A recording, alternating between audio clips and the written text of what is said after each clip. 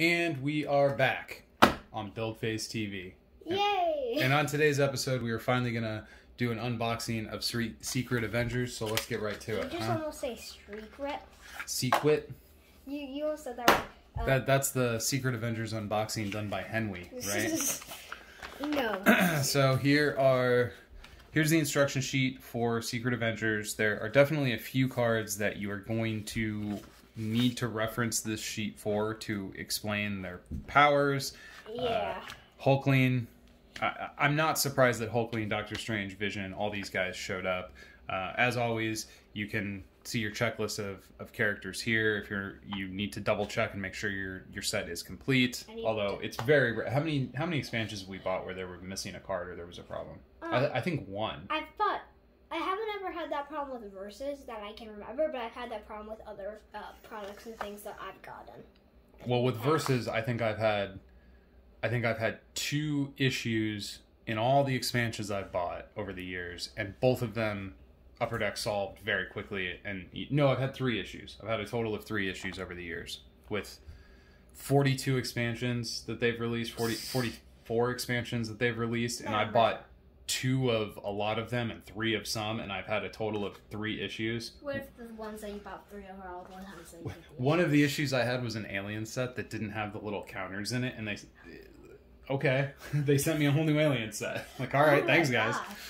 One thing I did want to call out here is that if we go over the list of people who are involved in all of the stuff here, specifically rules management, notice Chad Daniels' name is not there. Now, this isn't the first time we've got an expansion that didn't have Chad's name attached to it, and I was told that he had missed out or he had not participated in rules testing for a couple of the arcs and would be back, which he was, but now he's gone again. So I don't know what that means, if Chad is taking a less active role in managing the rules of the game. Done this for a long time, probably. Yeah, for no pay. All volunteer. So, all right, let's dig right into our main characters here. We've already seen Storm, Luke Cage. Have we seen Luke Cage? We've seen all of them. We've seen every card in this box, but we're doing our unboxing, so we don't need to go into deep detail about all the. Whoa! No. Hold on. I want to talk about multiple. Well, let's start with main characters. Who are we going to start with? How would Storm be as they were? Okay, so let's do Storm first. All right, Storm is a 2/5/5. When an enemy character with flight appears, put a -1 counter on it, and she has this ridiculous level up condition. At the end of your turn, if there's at least 1 blue, yellow, green, and red location on your side, gain an XP. At level 2, she lets you spend all of those locations to wound each character with flight and stun each enemy character without flight. She keeps the I'm a Mutant power, becomes a 5/9. There's some playability here. I don't think this is necessarily like a coaster tier of card. Yeah, you aren't gonna put your probably on it. This level up sucks though. Yeah. It's not impossible. When you find the right place for it, I bet it could be good, but it's just you're completely at the mercy of variance. Are you going to draw the right stuff? And by the right stuff, I don't mean just the locations. It's the locations plus. Are you going to draw Kane? Are you going to draw the other things you need to facilitate her? It's pretty rough. And the thing is, I wouldn't know if I want to include a Jungle Hunter in that deck or not, because, the thing is, are we going to be live by turn 7? If you're waiting until turn... if you need Jungle Hunter to help her finish leveling, you're probably not going to be alive on turn 7. You play her in a ramp deck. That's that.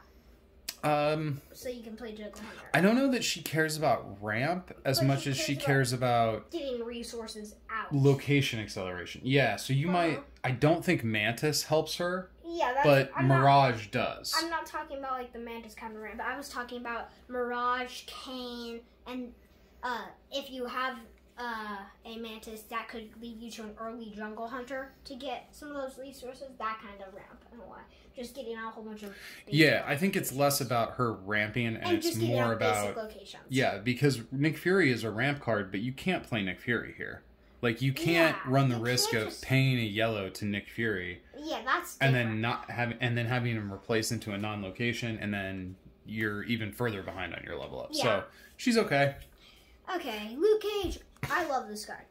So the Bernstein process, pay a green. He can't be struck this turn. This is not the same as, but adjacent to the wound prevention power on the Defender's Luke Cage. He's a 3/4/6. When he enters melee combat with at least one character without flight, he gains an XP. I do want to notate that I think playing the X-Men affiliated card Uncanny Defense. So there's a combat going on, let's say, between these two characters, and I play Uncanny Defense and kick Storm out of that combat, and I move Luke Cage into it. He is now entering a melee combat. I think that should give him 1 XP.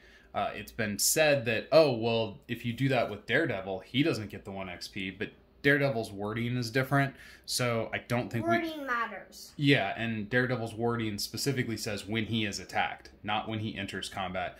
This guy says enters combat. I know that the answer to this question is known, because I was told that it's known, and that they wouldn't tell me the answer because they wanted me to use the new email ruling system. That was, I guess, 3 weeks ago, and I still don't have an answer to that, but I'm pretty sure that works. If it does, it makes him much better. Because his biggest bottleneck is how is he going to get that 5 XP, and is he going to get it quick enough for it to matter? Because 3/4 is not a great level 1 stat line.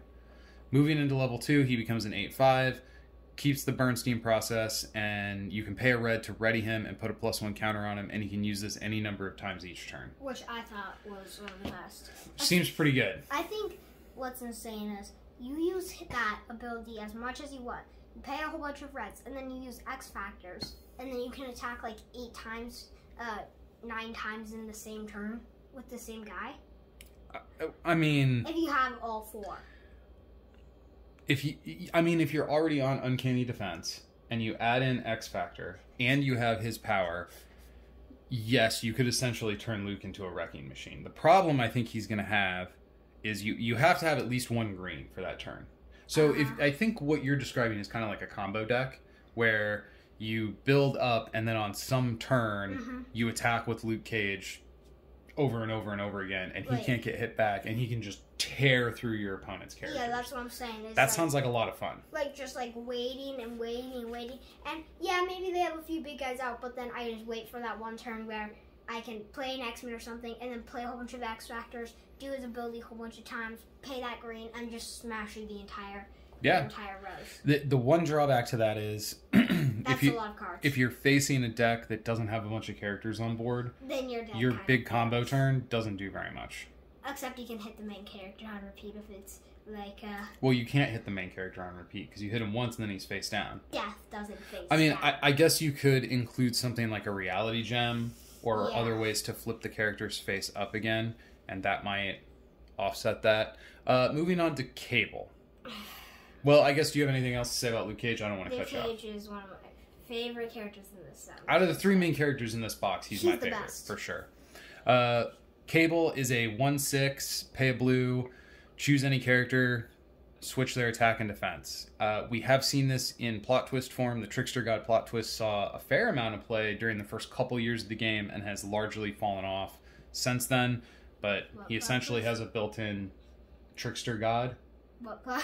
I don't remember that. Oh, well, it's a base set plot twist called Trickster God. It does this exact effect. We need to look through your binder again. Cable is a 1/6/5, and when he gets stunned, or when an enemy character gets stunned on your turn, he gains an XP. Your opponent does have some interaction there. Yeah. Like a shock to the system, making it so he doesn't level till turn 5. Shock to the system, when he switches his defense and attack, he just dies. He does not have a very good attack stat. Which means that when you switch, you basically get hit every single time. Yeah. And he takes 4 XP, which is going to put him at 1. Well, he might be relying on his blue power in order to get his defense switched to his attack. Now, he can do that from range. So you can send 6 attack range in, and on the early game, you're going to get a bunch of stuns that way. But if that's your plan, then your level up condition is contingent on how many blues you draw, which makes him a little bit more fragile. If you pull this off, though, before you die, he becomes a 3/11/5, and for a yellow can turn any face-down supporting character face up. I remember talking about how I was hoping that would target main characters and everything. Well, I wish this power was in like a Luke Cage deck. I wanted to play this character, this power, with my Luke Cage, just to give him more things to smash. I'm not... I want this card to be better. I just want it to be better, except I don't because I don't really like that card. I don't think he's, like, unplayable trash. He's not the best. But, he's not Luke Cage, right? And you know? Yeah. So out of the main characters in this box, he's maybe... Honestly, I think him and Storm are kind of in the same boat. Like, these are... If you're a fan of these characters and you really want to work on making these decks work, you will probably be rewarded at the kitchen table. I don't know how competitively viable they are. And Luke Cage, I think, is the one main character out of this box that's going to see a bunch of play. Yeah. He lets you do a really fun thing. Yeah. I mean, one of the things I liked so much about Buffy the Vampire Slayer was her ability to attack multiple times in one turn. Oh, do you want to lay the cards out? I was going to grab this and you snatched it away. So behind the scenes, for those of you that can't see behind the camera, Whitman gave me a dirty look when I tried to lay out the multiple mans. Because I grabbed it first. He's a 2/1 that at the start of your main phase becomes two 2/1s. I think he's really good. It's insane. This card is so good. He's not going to fit in every deck.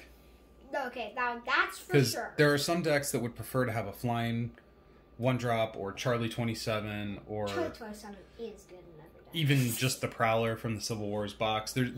If your deck cares more about card advantage than board control... This is Swarm. This might not be the guy for you. And even if you care about board control, this might still not be the guy for you if you don't have ways to make him better. So what I want to say is, this character, yes, like you said, it doesn't fit in every deck, but where he belongs, it's very noticeable. And I want to say this guy goes into a very, very good Swarm deck.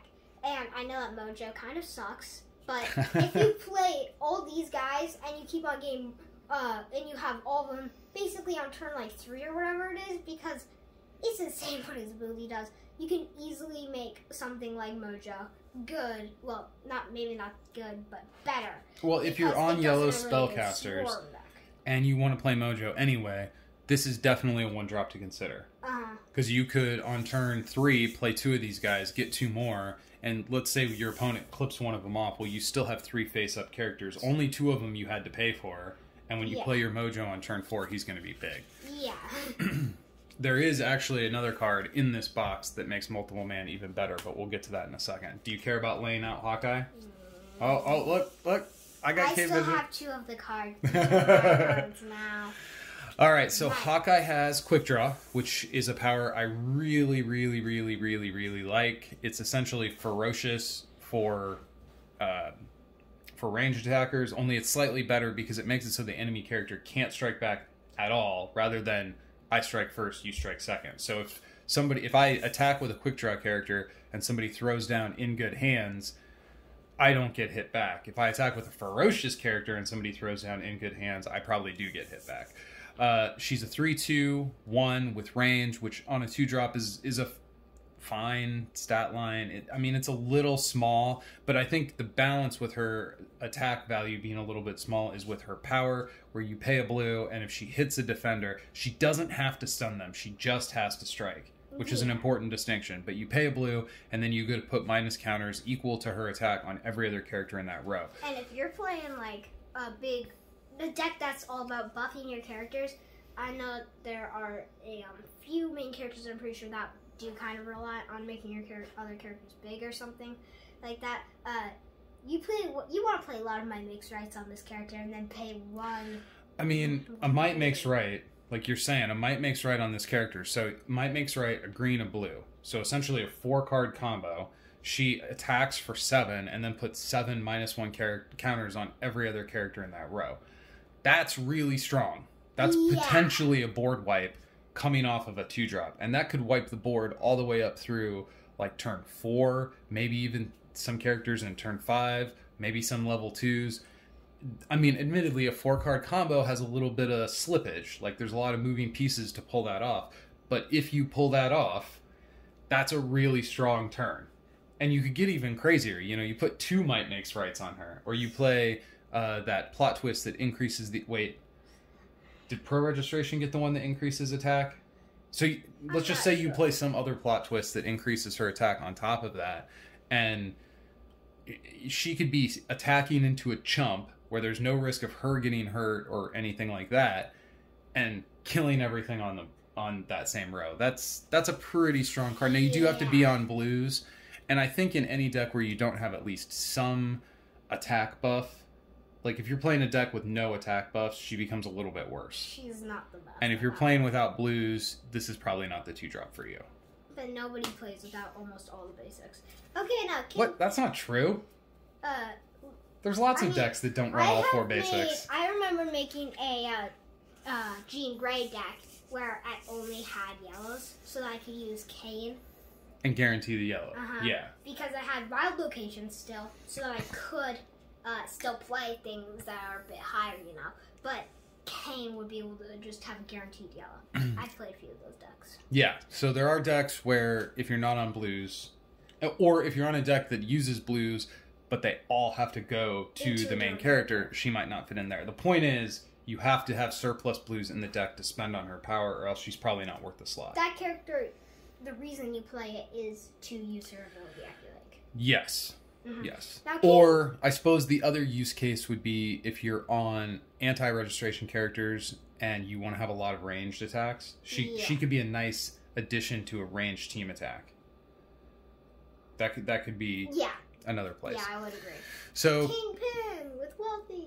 Yes, he has Wealthy, which is a keyword I have not really been impressed with over the years. I've only ever seen it like 2 times. Well, it's not part of the problem with the Wealthy keyword is every other time we've gotten it on a character, with sort of the exception of the Friends and Family Osborn. Is it Norman Osborn or Harry Osborn? Whichever Osborn it is that has it.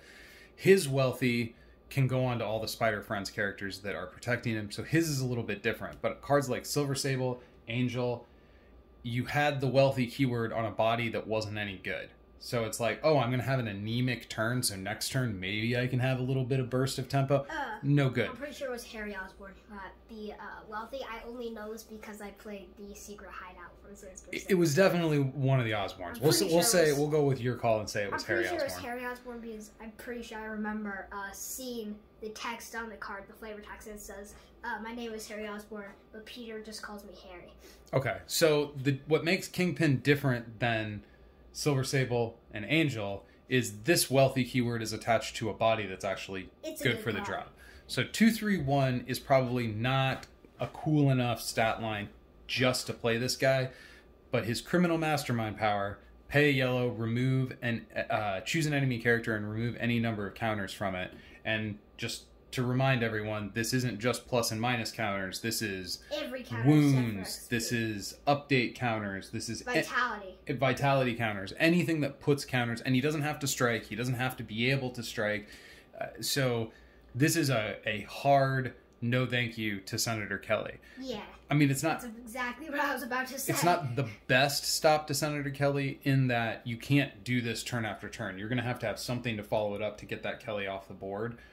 But it at least is something that could answer Kate Kelly, because you could play this on turn 2, remove vitality counters from the Senator, and at least buy yourself another turn or two.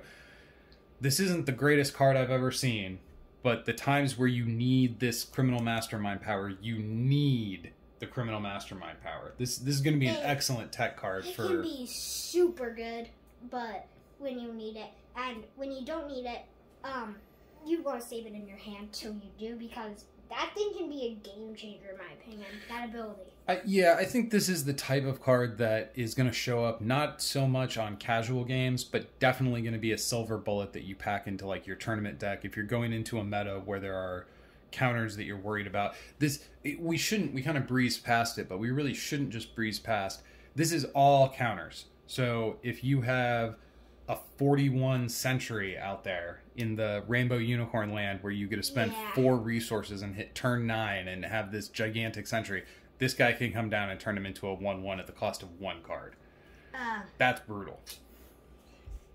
You know, I'd rather just make them feel bad for playing Sentry by playing that card that puts all the counters on them. I mean, in an open format, there are better, cheaper answers to counters, like Calypso, Black Cat, even the odds. However, in a format where you don't have access to Calypso, Black Cat, this is another way to do it. Yeah. And now, Nick Fury. Nick Fury Sr. What? Could have just been Nicholas. It could have just been Nicholas, but it's Nick Fury Sr. He is a 4/5 with range on turn 3, 1 health. Those stats are fine. They're not terrible. They're not amazing. They're fine. I still wish he had 2 health.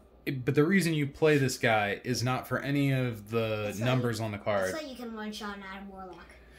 It's for Contingency Plan. You pay a red, choose an enemy character, and it loses and cannot gain powers, including level up powers, which is huge, until your next turn. So it's not like Cosmo where they only lose it during the turn you're actively playing. They lose all that on their turn as well. It's like the level 2 Cosmo, where he gets to do it until his next main phase. Sure. It's sort of like the level 2 Cosmo.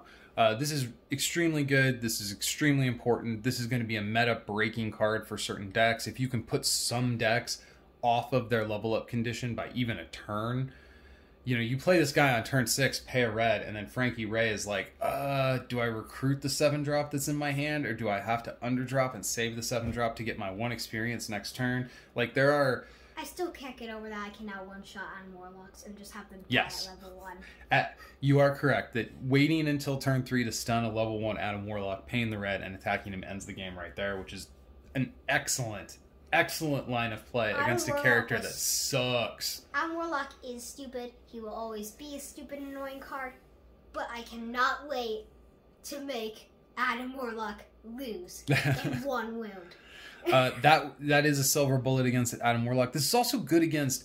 I mean, I focus on the level up powers because that's kind of a unique thing. We haven't seen the ability to turn off level up powers, I don't think, ever in the game, other than Dark Phoenix. Like, Hex on Scarlet Witch doesn't turn off the level up power, it just prevents the level up, so they still gain experience and stuff. This will prevent the gaining of experience. Yeah. I guess I should double check that, but I'm almost, if you lose the power, you can't gain the experience because the power isn't there to track it. So I'm pretty sure that's right. So this card, much like the Kingpin, is going to be... That card is better than Kingpin, let's be clear here. Well, they do different things, but they're both tech cards. They're going to be cards that you put in your deck for certain metas, for specific situations, to get yourself out of... to plug a weakness in your deck, or to put a weakness into your opponent's deck. But the thing is... we all know that Contingency Plan will always be better than Criminal Mastermind. Well, I mean, it depends on the situation. Contingency Plan isn't going to help you if there's a 41/41 Sentry in front of you. Right? I'm still going to one-shot as Adam Warlock. I mean, I agree with you that if I had to rank Kingpin and Nick Fury in terms of which one of these cards I think is better, I think Nick Fury is the better overall card and is going to be more impactful. But you can't say that he's always better than Criminal Mastermind. I mean, you can say it, but you'd be wrong. I'm not saying that he is always better than Criminal Mastermind. I'm saying his power's overall better than it. Oh, okay. Sure. And overall, yeah. This is a little bit of a snooze fest 3-drop here. He's a 5/3/1 with bulletproof. He was good when we first reviewed him, but now we see everyone. He's. Like, I mean, he's playable. He's good, but not best. He's just kind of boring. This is not a bad card. This is a playable card. If you don't have another 3-drop, it actually is a good card. It does a good job of not being hit by ranged people because it can't be. Yeah, and in a format where you expect range, this could be a real problem for your opponent. But it's just he's kind of boring. He doesn't... We've seen so many different, like, fun, insane cards, and yeah, like you said... Some percent of the time when you play this guy, he's going to just be a 5/3/1. There's going to be some percent of the time where range doesn't... Your opponent doesn't have ranged characters, bulletproof doesn't matter. It's blank. And is a 5/3 blank a fun card? It's not a fun card. I wish there was a card that that would be able to transfer abilities onto him. Because what I want to do is I want to give him air superiority and flight and bulletproof. Okay, settle down. And give him range. Yes, if you add 4 more powers to this card, he does get to be a bit more exciting. But he's fine. Comparing him to like Nick Fury, which is a card that reaches into an area of the game that we've never seen a power reach into before, that does a wholly unique thing, that's going to be a tech choice for any format where this guy's legal. This is going to be a tech card that you have to think about.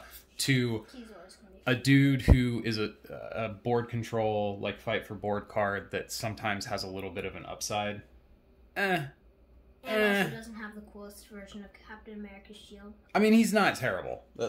He's not even bad. He is a playable, decent card. But he's kind of boring based on at least. Well, especially sandwiched in between this Daredevil and that Nick Fury. He just looks like... He looks like... Like, if we're plotting my excitement level for this, it's like, Nick Fury, Patriot. Daredevil. Like Patriot. So moving on to Daredevil, because this is actually an exciting card to talk about. I love this guy. AKA Iron Fist. I think we missed in our initial reveal that the original Luke Cage main character would be able to go seek this guy out. I don't remember if we said that when this card initially got spoiled, but this is another tool in your Luke Cage Defenders build now, which is pretty cool. Yeah. Is he better than the other Iron Fist? Well, it kind of depends on the situation, but that synergy shouldn't be ignored. He has Master Martial Artist, so he gets +4/+4 while in melee combat, which means he's a 4-cost 9/9, which is huge. Awesome. Huge. Until you nullify it. And he gives all other characters in the same row as him Martial Artists, so they get +2/+2. So like I mentioned before, there was a card that really makes multiple man look better. This is the card that makes multiple man look better. Yes, we've talked about that. Because you're going to have a bunch of 4/3s. You could potentially, on turn 4... have 4 Jessica Jones stat lines and 1 9/9.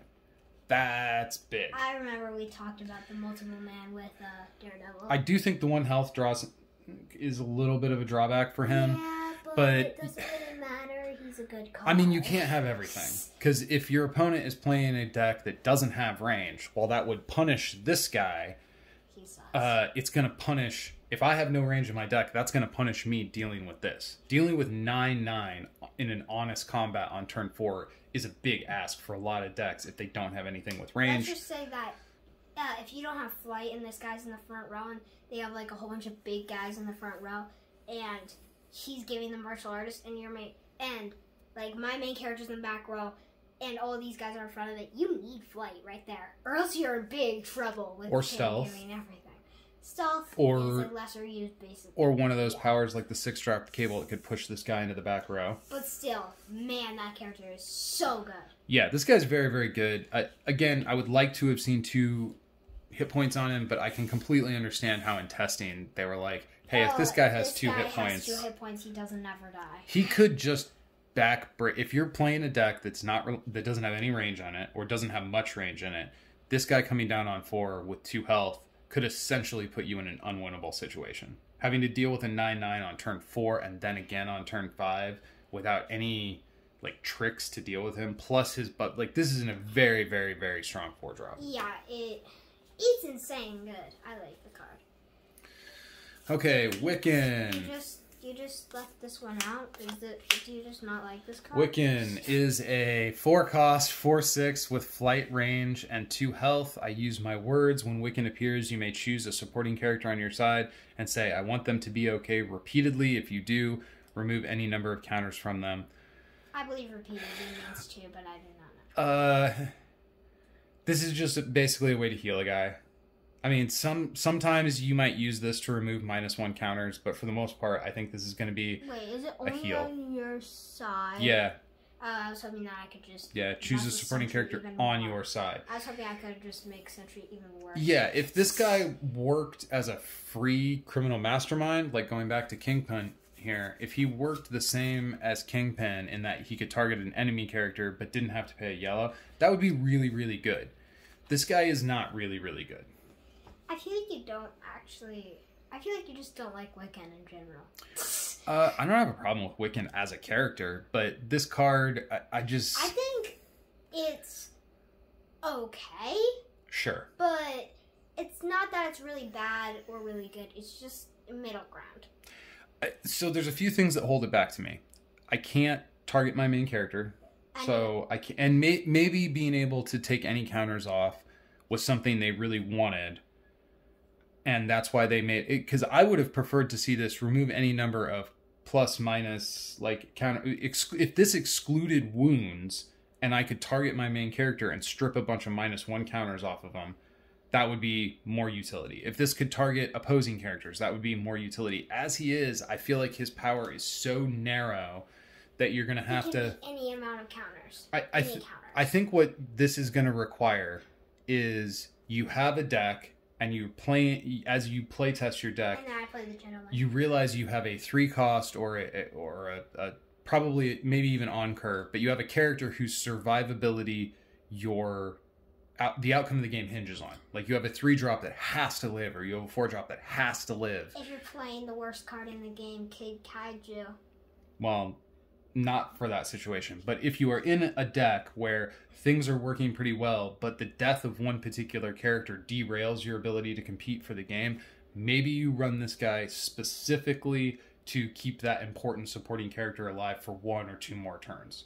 Yeah. But that's like such a narrow use case.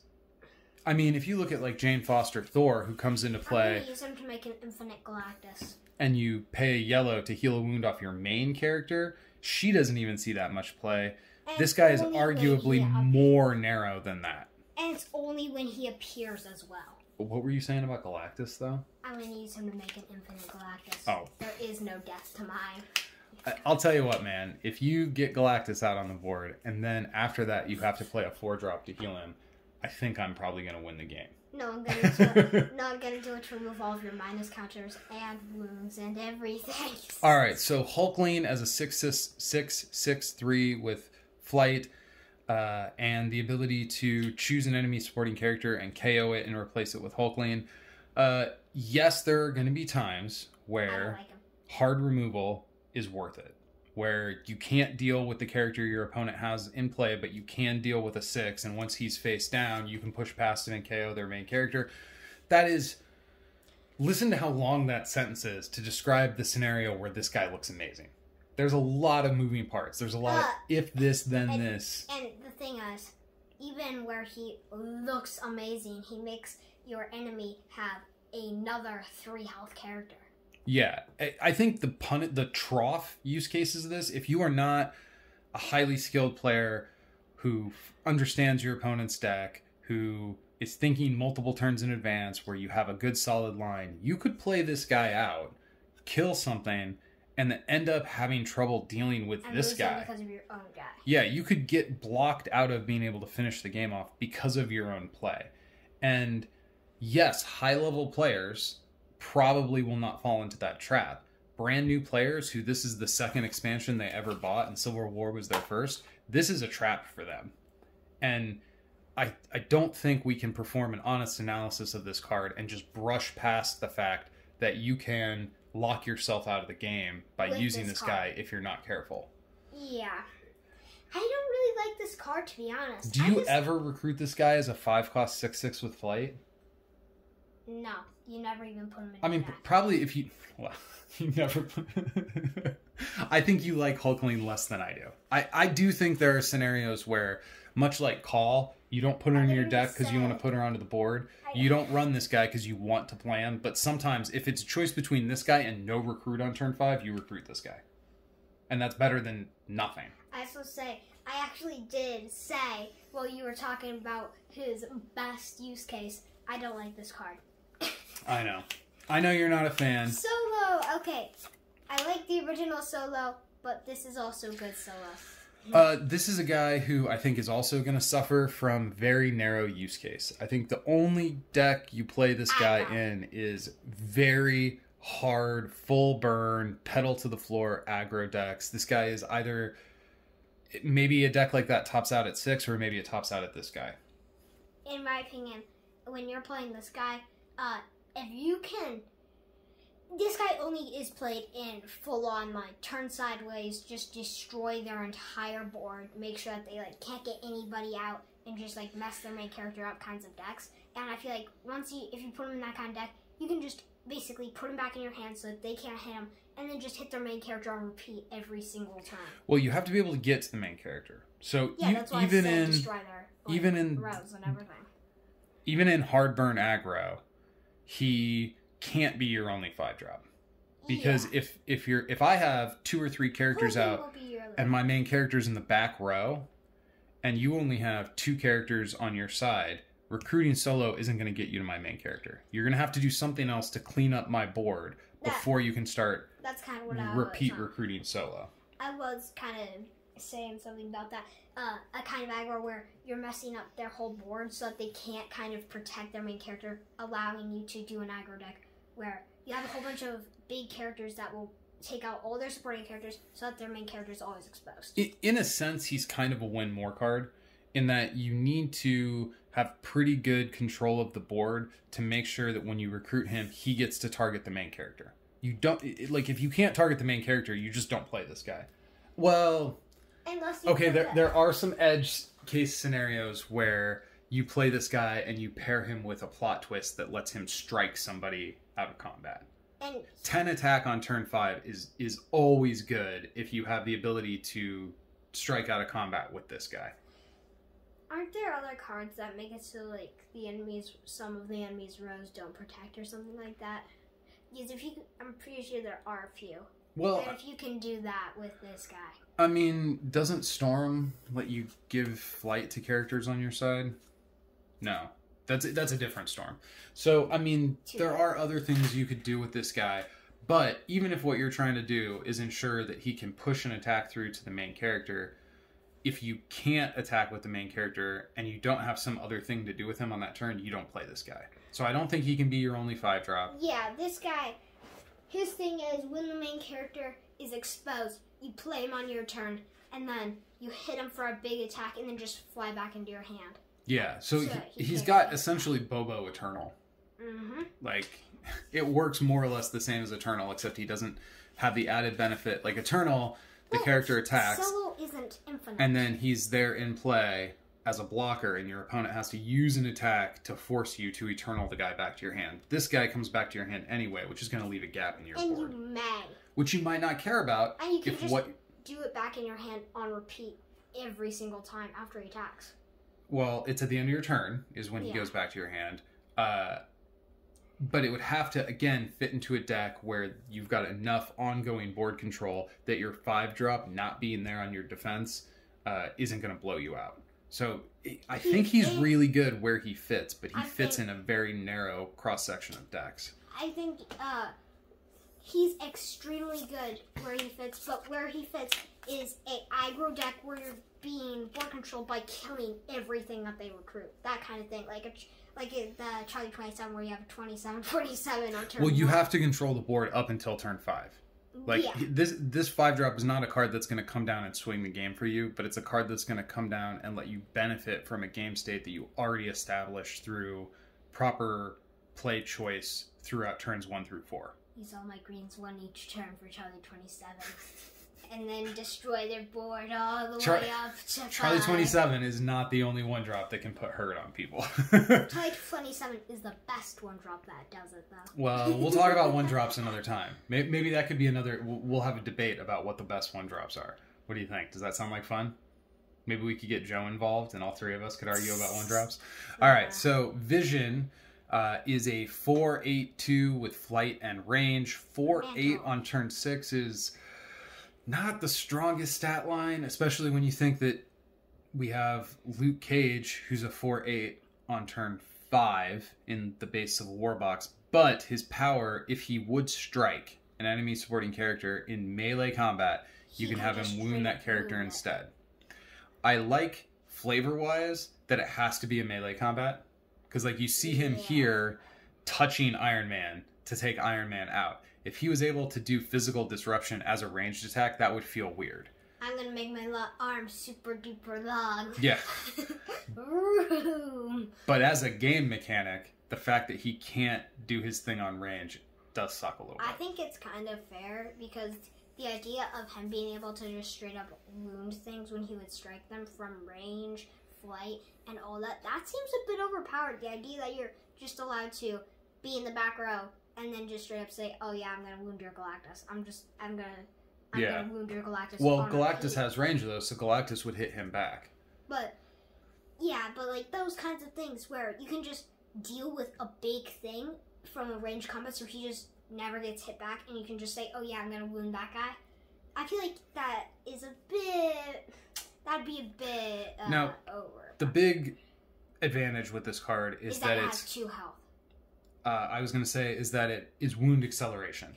Yeah. It gives you the ability to put 2 wounds on a character in 1 turn. Often, the way Versus plays out, once you hit a character and put that first wound on him, they're protected for the rest of the turn. Because they're having the... Which can be really annoying when you're trying to clear some stuff out of the way.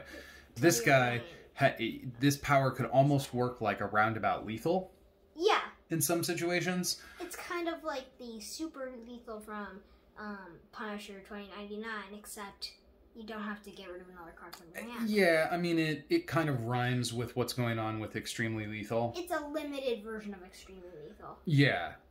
I mean, it's a similar concept in that we're doing wound acceleration. The fact that it's limited to a supporting character... I think that's kind of fair. I get it, but I kind of... Because... couldn't we have made this guy like a 7-drop? Kept everything the same, except make him a 7-drop and let him do this power to main characters too. Something like that. Some way to give him a drawback. Maybe give him 1 attack, but he can do this to main characters. I don't know. Let me say, if he could do this to main characters, he could literally end the game without even, basically, without even getting to deserve the wound. He can just end the game by saying, I'm going to strike your main character, even if he doesn't have another attack. I feel like that's a bit overpowered. The idea that he could end most main characters pretty quick. Well, 1 turn faster. Not pretty quick. 1 turn faster, right? Can he do it every time that he would Well, yeah, but if you attack my main character and my main character has 8 attack, sure, you get to put a wound on me. I don't turn face down, but then you're stunned. Yeah, but that also would mean next turn I do the exact same thing. Well, maybe. What's my board look like? Maybe he's dead by next turn. Maybe I KO'd him with some out-of-combat effect, and stay down. Face down.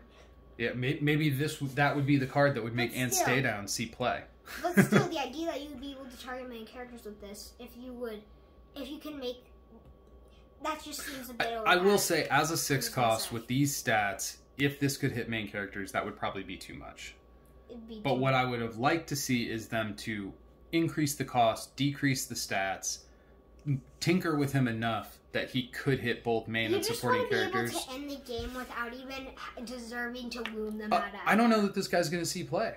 Because if you're in a hard aggro deck, is this the 6-drop you want at your top end? This doesn't help you win.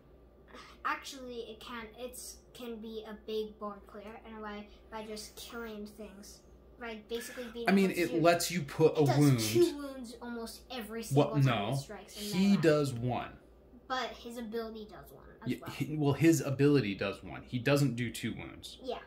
But he opens the door for the rest of your board to be able to do 2 wounds. But he himself, putting that wound on that's kind of a big flying character isn't going to kill him if they have multiple health. So you play a 6-drop that can't even clear the character out of the way, but just...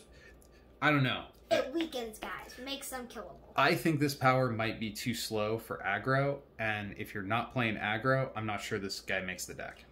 I think it's sometimes, but it's not the best of the best. Now, this is the card that you left out when you grabbed the whole deck of cards earlier. Alright, so this is a 0-cost Electron Scrambler. Love the card art. You've got 5 minutes. Equip only to an enemy character, and in case you ever went over to the other side, equipped character loses and can't gain superpowers. Yeah, because it's Iron Man who loses, his suit won't work properly. There's times where this is going to be useful. Like, if you want to declare an attack on a main character that has a really annoying power, like Luke Cage. This could be good. Maybe not this Luke Cage, because I think this is only... Yeah, main phase. So, Defender's Luke Cage, you throw this on him, and then you attack, and he can't prevent the wound. I still kind of wish that I could equip this on my own Galactus, and make it so that he doesn't have he's wounded. Like that thing. I want to be able to... Oh, your Galactus main character? To avoid the hunger power? The wound from hunger. I don't care if you can do whatever you want to him. I just don't want to have to eat. I just don't want to eat. That sounds very weird. There is a supporting character that does the exact same thing, though, so it shouldn't be... I'm going to have to play with this card a bunch to see if I really think it deserves a slot. It feels a little bit like Cosmo, but it's free, but you have to have an anti-reg guy, but it doesn't take keywords off, just superpowers. So what does the meta look like? What is your opponent playing? How potent and impactful are their superpowers? And once you put this on a guy, if you put it on the guy and then you go run in and stun the guy, he gets the superpowers back. So you essentially paid a card to do 1 turn of disruption. I don't know. Superpowers. Yeah, but if you stun them, they lose the equipment. This isn't like an inhibitor collar. Yeah, it would. It's gone because, and that means that all the effects are This is basically a worse inhibitor collar for 1 less. But it can also go on main characters, which is better than an inhibitor collar. It can. Wait, so I'm pretty sure that Deck and Frost's main character ability, I'm pretty sure it can be turned off. It might not be able to. But his, like, evil scientist. Well, if a power says can't be turned off, this isn't going to be able to touch it. Because can't beats can every time. I just can't remember if Deck and Frost's thing can be turned off or not. Wouldn't this be funny if you could turn off keywords and you could turn off swarm and you could recruit this on turn 1 on your opponent's outrider? Oh my god! And all the other outriders die? Wait. You can't do that, but wouldn't that feel great? Isn't that fun to think about? Wasn't there a card in here? Can't beats can. So even Nick Fury can't turn off Swarm. Yeah. Because can't beats can. Well, he can turn off level up powers, but that's not Swarm. Yeah. I was just thinking, I'm pretty sure there is some cards that will be able to turn off that Swarm and just kill a whole bunch of Outriders, and that'd be so satisfying. Okay. So, overall as a whole set, Secret Avengers. I like this. Thumbs up, 2 thumbs up. I think this is really good. Triple. I think this is going to fit very well for new players who are coming into the game and learning the game with this set of cards. There's a lot of stuff in here. There are a few traps. There are some places where a new player could choose a line that could really punish them. But for the most part, these are cards that I think really fit in super well to the intended purpose of expanding the Civil War box with an eye on getting a new player to go from Civil War to some slightly more expensive stuff. Like, this is a gradual learning curve, and I think they did it really well. And then from Civil War, they can actually start, like, buying some of the other boxes, and then, like, this is the box, this is the set, the arc, that is, like they say, and it's doing a pretty good job at what it says. It's going to get new players to start playing the game. I certainly hope so. All right, do we have any other parting thoughts? Do you want to go through these one more time? Thumbs up on everything. I mean, we kind of did that during the reveals, right? I don't think we need to. Yeah, we don't need to go through. Well, here we go. Entire thing. Good, bad, middle. I think it is maybe in between a thumbs up and a middle. I think this is good. Good, bad, middle. Sideways. I think middle as well. Good, bad, middle.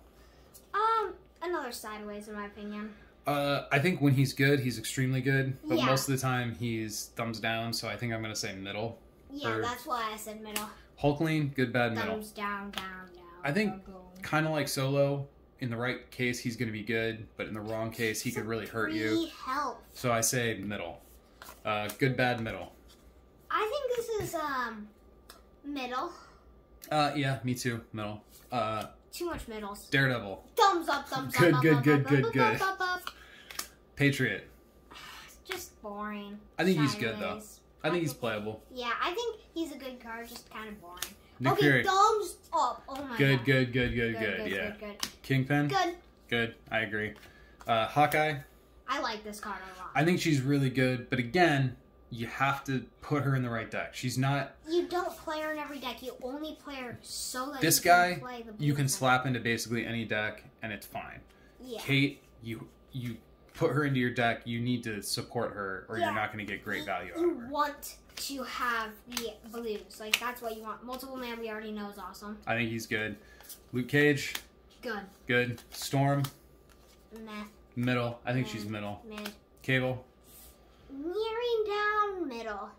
I think he's probably a middle of the road main character. Once you get him to do what he wants, I'm not excited to play him though. Good. He can be monstrous, but I mean, I want to play with him only so that I can say that I played with all the main characters, and I just want to, have the experience to play with all the main characters, try to see where they're good. But then again, I'm not the most excited to play him. Yeah, I'm sure I will play with him, and maybe I'll be pleasantly surprised, but I'm not even that excited. Maybe it turns out to be better than Jack Phoenix. And if I'm being totally honest, the card art plays a role in that. I hate that card art so much. So much. Okay, do we have any parting thoughts for Secret Avengers? Not really. I think it's a good set for new players, though. I think they did a good job on that. And, yeah. Yeah, I agree. That's kind of it. I think it's a good set for new players. I think there's enough in here for established players. Some great tech cards.